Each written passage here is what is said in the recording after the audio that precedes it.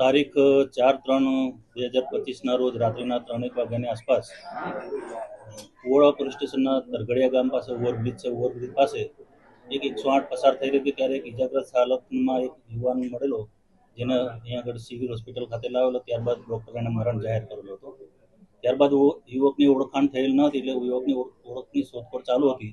એ દરમિયાન જાણવા મળેલ કે ગોંડલ સિટીમાં એક યુવક ગુમ થયેલ છે. તે બાબતે તપાસ કરી ગોંડલ પોલીસનો સંપર્ક કરી અને એના સગાવાલાને બોલાવીને ગઈકાલે એના સગાવાલા આવી અને યુવકને લાશ જોતા આ યુવક ગોંડલનો રહેવાસી રાજકુમાર જાટ હોવાનું ઓળખ થયેલ. ત્યારબાદ એના બનેવી છે અર્જુન ચૌધરી જાટ, તેઓની ફરિયાદ લીધેલી અને ફરિયાદ દાખલ કરીને આગળની તપાસ આગળ ચાલુ છે.